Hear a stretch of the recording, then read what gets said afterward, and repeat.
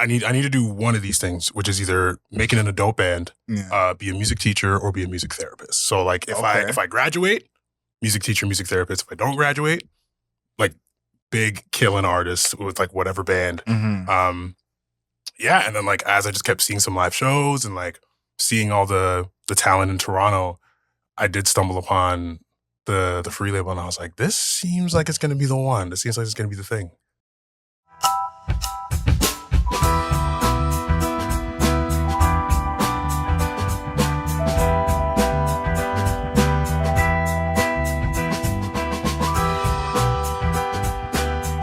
Here in The Cut, we challenge our guests to finish a tub of ice cream before the end of the conversation.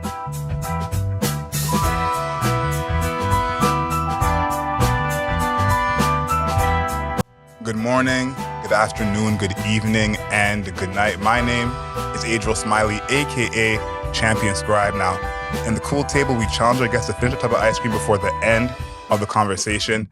First time joining the show with two interesting flavors. Jason and Malik from the Free Label. Welcome, guys. What's up? How you doing? What's going on? So, first of all, tell us about the flavors that you guys chose, and how do you feel about your chances of actually getting this done? Okay, I got the caramel Nutella brownie crunch. I think I got a pretty good chance. Like normally, I'm pretty good with sweets. My girlfriend actually says that I need to slow down sometimes because she's like, you don't take like normal size bites. Like you take like really, really big bites. So you guys will see. I think I got a good chance. You feel confident? Yeah, I'm feeling confident. I'm lactose intolerant, so I went with the vegan mango coconut. You know, mango and coconut, nice and light. I think I got a pretty good chance of getting through this whole thing. You know. No, I think you guys both got great flavors. I believe in the both of you. Okay. All of our ice cream for season 3 is brought to us by Eva's Original Chimney. So if you haven't already, get your life together. Yeah, go ahead and check them out. Let's get started. Let's hop right into it. Season 3, we've had a lot of people actually finish the ice cream. So if that makes you feel any better, that's happened a lot. But for people who've seen season 2, we only had one guest finish. And that was another band. If you guys remember Stereo, so all my Canadians. Oh, yeah. They were on the show, and it was one person talking for the most part. The other person was doing all the eating. And this is back before we had Eva. So it was like the big Briars size. Oh, and I can't imagine. He finishes it. After the interview's done, he goes, imagine if I was high. I was like, all right, you're right. We're impressed. We're impressed. I was joking with our PR team. I told them that I was going to smoke a lot right before I came here, and I didn't do that. So you should have. Listen, I guess we'll see when you finish. I wanted to be able to actually answer your questions. You know, I appreciate without that. like a 10-second pause beforehand. So I appreciate that. I appreciate that. I want you guys to kind of give our listeners the backstory of how the band came together, because I think it's a very, very interesting story. We got some of you from York, some of you from UFT. Big shout out to both of those schools. Let's talk about, I guess, what both of you guys were doing before the band even started. Like, what were you doing musically? Where were you at? Kind of, what did you see for yourself as your career before this band was even a thought? That's interesting. I went to U of T. I did a couple years there, and then decided that continuing the program wasn't really for me. So I dropped out of music school, and I actually started one of my own bands. I was doing like a neo soul cover band thing, and just trying to do as much as I could to make money playing music. I knew that it was the only thing I really wanted to do in my life. And so I was kind of just hustling to make it work. I was busking on the street with brass bands and just like playing at all the bars downtown and just trying to make it work. I was running a cafe for a little bit. I was managing a cafe for a bit before I joined the band too. And I was just kind of doing everything I could to get my career off the ground. So what did you kind of think your career was going to be at that time? This is, again, the Free Label does not exist yet. And you had a crystal ball to say, what do I think the next 5 years of my life is going to be? I honestly thought I was going to be kind of doing like a similar thing, like, gigging and touring and stuff like that. And I was trying to build up into that sort of thing on my own. And it happened that I ended up meeting a bunch of other guys that wanted to do the same thing, and it worked out really well. So what about for you? Yeah, I was kind of just finding myself like recruiting different members of, I had a band called Funk the System at York University. Not a bad name. Right? Not a bad name. And we used to do like a lot of funky tunes and stuff. And I was like doing that. and also just trying to like put myself in other like live situations, being like, I really want to play live. Like, and all throughout my first and second year of university, I was thinking, okay, I need to do one of these things, which is either make it in an adult band, be a music teacher, or be a music therapist. So like if I graduate, music teacher, music therapist. If I don't graduate, like big killing artist with like whatever band. Yeah, and then like as I just kept seeing some live shows and like seeing all the talent in Toronto, I did stumble upon the free label, and I was like, this seems like it's going to be the one. This seems like it's going to be the thing. Yeah. I heard that there was kind of like a search for a drummer for a long time. Like that was kind of like part of the missing piece. Can you guys talk a little bit about that? Yeah. So honestly, the band did start with me as the drummer at first. I'm the guitar player now, but yeah, it all started when like I kicked down the door in the middle of Josh and Matt, they're the singer and bass player of the band, and they were having a rehearsal. And I bust down the door. I'm like, "Yo, let me play drums just for one song." And they're like, "All right, let's see what you got." So start playing drums. They're like, "You know what? You're in. All right, cool." Yeah, they fired their other drummer for him. And then maybe like 2 months later, same thing. We're recording a song, and I guess the guitar player at the time like didn't like he had a schedule or something, so he couldn't make it. So we're like trying to figure out this R&B song, and I'm like, "Yo, let me try and put a guitar idea on that real quick." And the guy's like, "You play guitar?" I'm like, "Yo, guitar's my main instrument, dog." Okay. Put a little idea on that. And then I ended up having to fire the guitar player after that. And then I became the guitar player. But so in doing that, though, we needed to find a drummer. So we auditioned a bunch of people. And then Jason came along with his incredible talent and really good, tasty licks in time. And yeah, he joined the band. And I actually was living with Cole at the time. We had a house with a couple of musician buddies of mine from BC, where I grew up. And they had also moved to Toronto to kind of pursue music and music-related things. And when they were looking for a drummer, I kept telling Cole, I was like, "Tell the boys, I am ready. I can do it. Like, I'm the guy for this job." And it took a little bit of convincing, but they saw the light eventually. So, what was the band like before you joined? Like, what did you know about them? Where were they at? Like, just kind of paint the picture for me of like, where were they at where you wanted to join them? Well, they were trying to make it work as a 4-piece for a little while because they had a drummer before that, and he left the band, and they felt very strongly about the project and wanted to keep going. So they just kind of continued on as a 4-piece, and we're trying to do that. And I was like, "Nah, you need a drummer. You need a drummer. I'm the guy. Hire me." So, but yeah, they were always doing great things, writing great tunes. They were rehearsing at my house all the time also. So I knew all the music already. I had heard all the tunes kind of as they were being made, and I really liked it. So I wanted to be a part of it, you know? Yeah. So they needed you out of respect, basically, because you're already in my house. I might as well be part of the band. Exactly. Okay, I like that. I like that. The one thing I like about you guys is that it seems like you're having so much fun when you perform. Like, that's one thing that I feel like it's almost like comes before the actual music. Like, It seems like you guys are having so much fun that it's like that's like the main thing. Is that fair to say that that's the thing with you guys? Absolutely, yeah. Like our live show, whenever we rehearse it, is already fun. It's so much fun that like we're not really paying attention to.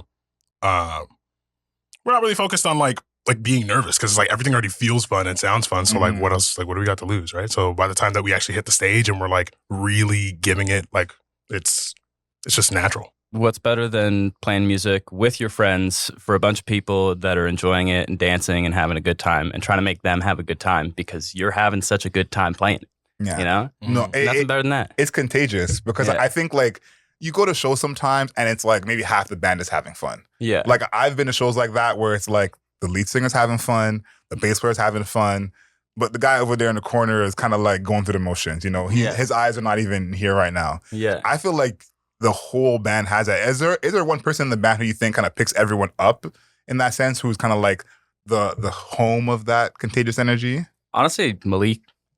Yeah, Malik has got an infectious, positive energy about him at like all points in time. And even when I'm having like a stressful day or something like that, I look at this guy and he just like flashes me a big smile, and you know, I'm right back in the fun, you know. So I think it makes sense that you're kicking everyone off every instrument. Absolutely, yeah. I'm just trying to pretty much. Absolutely, yeah. He says. Sorry, trying to do an interview off of Sugar High is wild. But yeah, no. Honestly, like Oh, I gotta catch up. Yeah. You're halfway done already, man. Damn. No, I'm not. What are you guys talking about? Damn, we're not even 10 minutes in. That's crazy. But yeah, no, it's a good vibe to like, while I'm playing, like looking at everybody, sharing a good quick connection real quick, just be like, we're here together, we're present in the moment, and then you take that energy and dish it out to the crowd. Yeah. I saw that you talked about your writing style kind of changing or improving over the past couple of years. Well, how would you say it was before the last couple of years? Like, what was it before then? Well, we used to kind of write a lot of stuff individually on our own and then bring ideas into the band and kind of workshop something that was already like mostly done. And that worked out really well for certain things. But because our live show ended up feeling just so different than a lot of the stuff that we were writing like that, we decided we need to get in a room together with our instruments, play and come up with ideas and jam and improvise and kind of just catch like a vibe, catch a feeling and run with that together and like have the whole idea from inception to finish be within the whole group rather than start with an individual and bring it in and then the whole group kind of adds their little like, like their touch to it and different little flavors and things like that. And it kind of just, it makes the songwriting process a lot easier. We get it. Like, we get it. It's good. I agree. I heard the scrape of the bottom, and I was like, hey, "You win, okay?" Yeah. You're right. Is this a competition? Or, No, that's what I was saying. I was like, "If it's competition, you win." Okay, good. Very good. The Very Michael good. Phelps of the ice cream challenge. Good. No, season 3 champion. Like, we know who it is. I'm not holding back. Sorry, but you're saying the creative process. Yeah, when we're all together, when it's 6 minds working together, creating something off the hop, it's like the ideas just elevate, and like the creativity is also just flowing a lot more, and especially when we're recording everything off the floor too. It's like we really get to you get to capture that like magic of the initial thing and the excitement of it being fresh. When you sit with like a tune that like. You've worked with or someone came up with and they hold that idea kind of precious to them and then other people are making changes to it. It can be hard, it can be hard to do that. Whereas like when we're all coming up with it together and we're there in the studio already and we can just track it, then you capture that like initial moment where the magic is happening and you don't lose that to like trying to recreate a demo or recreate something where you had that magic already and then you're trying to like shove it back into a new recording or something like that. It's like it's less delicate. Like I always say, like that's kind of probably the gem of songwriting and creating is like you can't be delicate with what you have. You might think of it has to be one way. If you can be cool enough to be like, you know what, I might be completely wrong about this.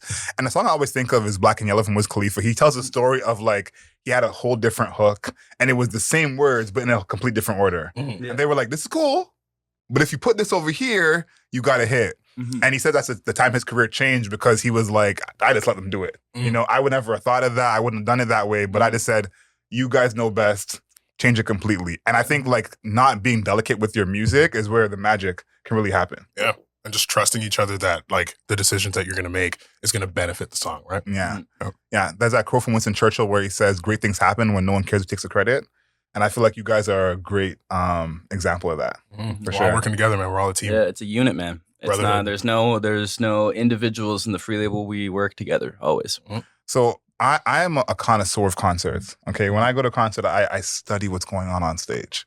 Okay, now some of the best performers I've seen have done things that I did not think that they were capable of. And recently, I saw Gunna and Leon Thomas in the same week. Oh yeah. Now, surprisingly, I would say Gunna was the better performer out of the two. Really? Did not on my bingo card at all. Really? Not at all. But he did some things that I said, oh, he's studying himself. Like he's doing something. Is there someone that you guys watch as a performer who you're like, okay, I'm taking from this person, I'm watching what they do next? Is there anyone for any of you guys who you kind of pay attention to? Old Prince all day. Yeah. Like musicianship, flair, just energy, vibe. That's like 15 out of 10. That's the blueprint. That's the one right there. there. That's the blueprint right there. Yeah. And then even for like showmanship too, James Brown. Yeah. Nowadays, depends. Bruno Mars is like the whole Silk Sonic thing. I think that had a big impact on us to see like, oh, you can pay homage to like the older greats, like, you know, like the Gap Band and Earth, Wind and Fire. And you can do that thing, but do it in a way where it's fresh and it's still cool and it doesn't feel like too corny or cheesy, you know? Because like there's some bands that'll try and do like the funk thing, and then you listen to the music and you're like I get where it's coming from, but I don't know if they really hit the mark. Did it get there? Yeah, exactly. And that project was like they hit the mark. You know, it was awesome. The music videos were awesome. The dance moves and the styling on stage. The what they do the Grammy performance. Yeah, was it Grammy? Yeah, that was phenomenal. Right? You know, we're on the same page. So I host another podcast called Album Mode. We review albums every single week. Silk Sonic, we gave it a 9.5 out of 10. And that's one of the albums we said they should be in the Album Mode Hall of Fame off of one album. Like we don't usually do that. Usually got to have two of albums to make it. Same page as us. We're like one album knocked it completely out of the park. I think too, there's like when you mix the old and the new, you kind of have to be like, it still has to feel new. Because you can hear some songs and you're like, it doesn't feel right in a way. Yeah. And I like, Bruno Mars, I think is probably the new person who's on that type of level. I'm trying to think of anyone else who's like new, who's on that kind of vibe. The two that surprised me that I saw live was Foster the People. Oh, yeah? Yeah. Like Mark Foster, I was like, I did not know you had this in your bag. Like, very, very surprised. And then Miguel. Like, Miguel was I seen him twice, great shape. I'm like, you're running and singing in a way I did not. I'm always impressed when I see people on those big stages, especially because it's like, you know, I see a lot of bands in like, you know, like 1,000 person or less venues where the stage is like, you know, a decent size, but it's not that big across. Yes. When you have like these massive stages and arena shows where people are running across the stage and they're still hitting all the notes, I'm like, that's tough. Like, that's not an easy thing to do. I'm mad impressed by that. No, that's kind of what Gunna was doing. Like, Gunna was all across the stage, like, rapping every word, singing every word. I was like... It's a different level of conditioning, man. Yeah. Like, it's insane. No, I heard. Yeah, go ahead. I heard that they made the producers that were producing Outkast, Organized Noise, at the start of Outkast's career, used to make them run around the block while rapping all their verses so that they would be able to do it on stage. I believe that. I believe that. Because it's like, especially when it comes to rap, like being able to rap your whole verse all the way through, like that's been lost completely. But that's like what it usually started as. Yeah. So I think you guys have this thing you said before, you guys don't practice. You know, like an NBA team. It's just no practicing going on. We do every now and then, but we don't as much as people kind of would expect us to. Yeah. Yeah, but talk about that, because I think people, again, would expect that a band like yours, you practice often, you must have, you know, all this preparation. But if you guys saying you don't, but it still feels like you're on point, like, you know, talk about that a little bit. It is one of those things where, like, we are on the road quite frequently, so the only time that we really feel like we get to rehearse is on stage, which, like, seems like kind of wild, but we're having so much fun that, like, you don't really feel it. It doesn't really feel like we're rehearsing, like we're putting on a show, and then we're like kind of getting our practice in a way of like refining the show. Yeah. We come up with a lot of parts in the van, so we'll come up with ideas as we're driving somewhere, and we'll literally like just vocalize musical ideas to each other in the van. And then try it that night. If we all feel comfortable enough to do it, we're like, let's try this thing tonight. And then we do it, and sometimes it works. And sometimes you're like, that's going to work next time. Yeah. And you guys have a lot of improvisation in your act. I think that's pretty cool because, you know, the audience doesn't always, I guess, recognize that. Like sometimes they do. They're like, okay, this is not the record that I have on Spotify. But sometimes they don't, and it's just they're just jamming. They're lost in it.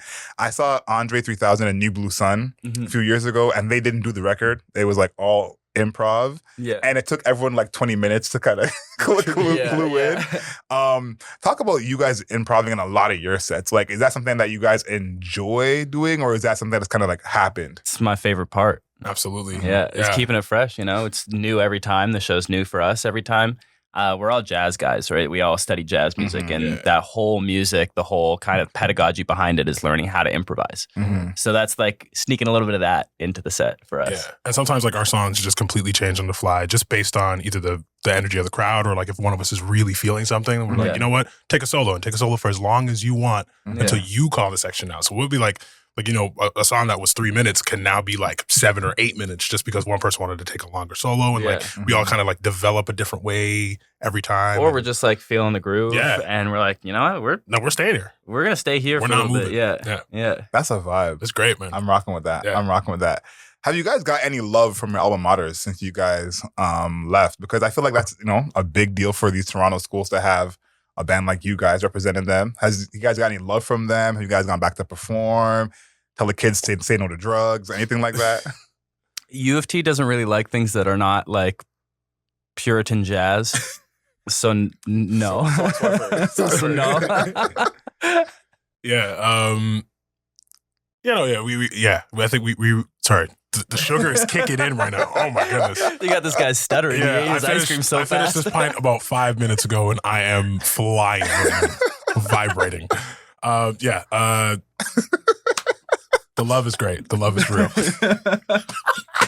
Man, Good wow. talk. Good talk. Yeah, good talk. So this is a lesson to anyone who's come on the show next. Take your time with the ice cream. Yeah. It's not going anywhere. Yeah, you don't need to finish it under 15 minutes, I promise. I just had to beat the world record. I feel like it was because of the two of you. You felt competitive. Maybe if it was one of you on your own, you might chill a little bit. I wasn't racing him at all, though. I was chilling over here. I was doing it for the world record. That was my intention. No, I appreciate that.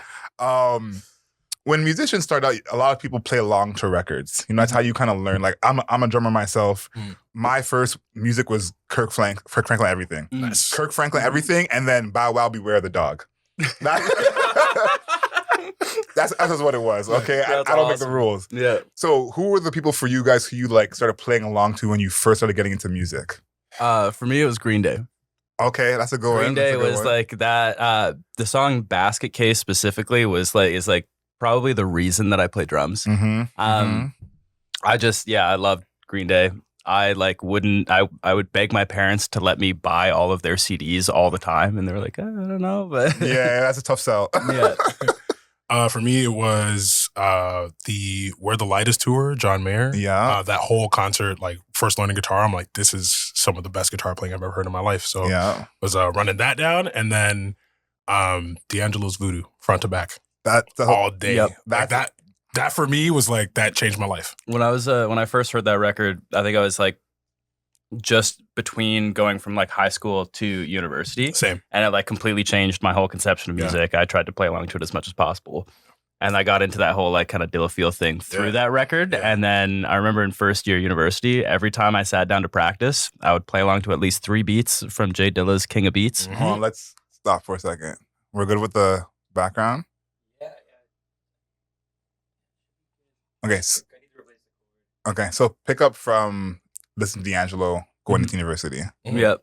But yeah, the first time I heard that record, like it changed my life completely, changed my conception of music, and kind of introduced me to that like kind of sloppy Dilla feel thing where you're not really like swinging, you're kind of swinging some stuff and you're like moving some beats behind or ahead. It's all the feel, right? Yeah. And that kind of like pushed me into that whole world, and I got me listening to a lot of Jay Dilla and stuff like that too. So rest in peace of the greatest, man. That's my favorite album of all time, Voodoo. So we're all on the same page here. Absolutely. Yeah.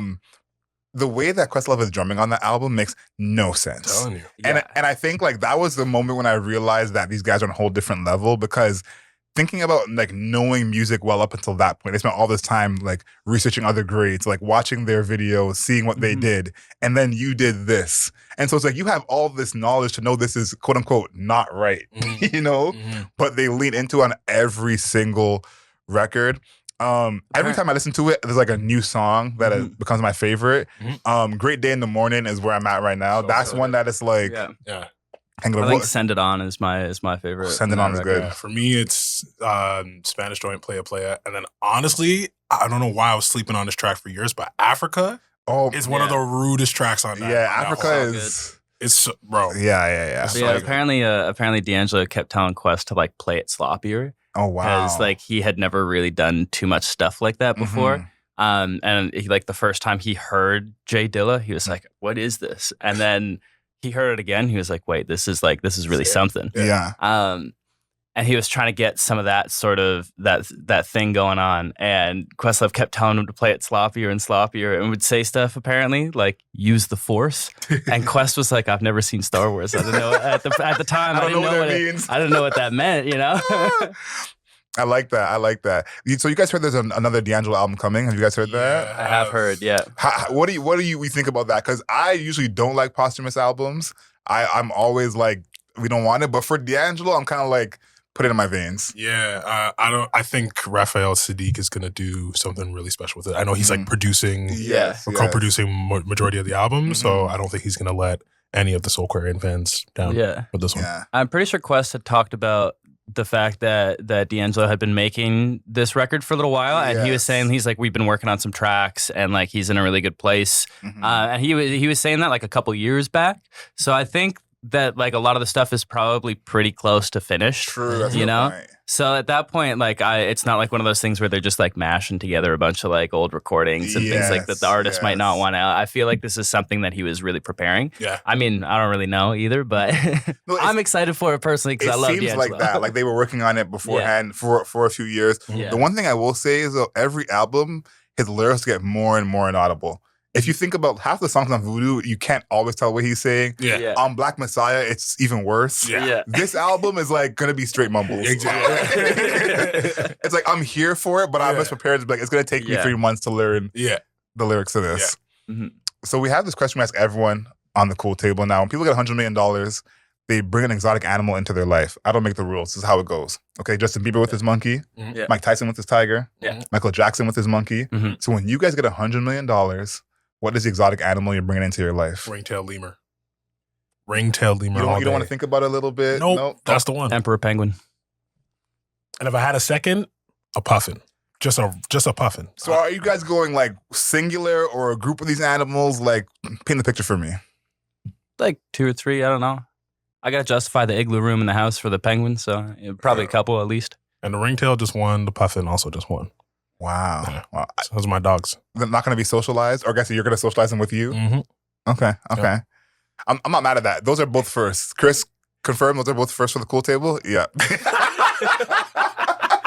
Definitely first. Yeah. Let's see where you guys are at with the ice cream. Are we both finished? Is that done. 2 for 2 from the field? I literally did finish at 14 minutes into this interview. Yeah. Again, honestly, we probably could have each crushed a whole nother one. Yeah. Okay. Don't need to flex. Okay. You guys already broke the record. Feel good afterwards, but so for anyone coming on in 2026, was it 14 minutes? You said. Yeah. You got to be 14 minutes. Okay. 14 minutes. No pressure, but look at my eyes. The Pusha T eyes. Oh my goodness. Before we wrap this up, I want to thank everyone for making it to the end of this interview. We appreciate having you guys on. If you want to hear the radio show every Wednesday at 11 a.m., CJTM at Radio in Toronto. But we have this segment on the radio show called Wednesday Wisdom. Okay. Motivational quote or saying either you remind yourself of or the people around you. So what's that quote for you guys that's kind of always running through your head or you're always talking about? I can't remember exactly who said this, but someone once said, it's not about the notes you play, it's about the notes that you don't play. And as a drummer, and especially in the age of Instagram and everybody doing the gospel chops thing, and I find myself doing that a little bit too much sometimes, I try and think that, okay, sometimes the spaces in between and that little bit in between is where the real groove is where everything, the real music is sitting, and not to fill it up with too much of my own bullshit, That's a bar. That's a bar. You miss 100% of the shots you don't take. Great follow-up. Great follow-up. You know what I'm saying? I like what you said about the space because when you talked about Prince and James Brown, I think of performers like that's what they do the best is that like empty space on stage. Mm-hmm. They don't feel the rush like I gotta talk now or I gotta do something, They're cool to like take a beat and just do a lap, or before they go to the next song, just take a pause. So I like that. I mean, part of being a performer is being comfortable in a place where most people would be uncomfortable. Mm-hmm. And those guys just take it to the extreme. I'm like literally playing a groove for like maybe 10 minutes, 15 minutes. I heard a podcast that one of Prince's members was on, and he used to say that anytime that they would be rehearsing, it'd be like the same groove for like 2-3 hours, and they wouldn't move from the one groove. Then Prince would he'd get a napkin And anytime they would lift the napkin, the band would stop, let go of the napkin, and the minute it hits the floor, right back to the groove, same tempo, same everything. And if people didn't come in on time, he's like, all right, start again. Like another hour, straight groove. Wow. Yeah. Yeah, that's perfection right there. Yeah. Oh my goodness. Man, it's been great having you guys on. Yeah. I really appreciate it. Thanks so much for having us out. Listen, until next time, know yourself, know your worth.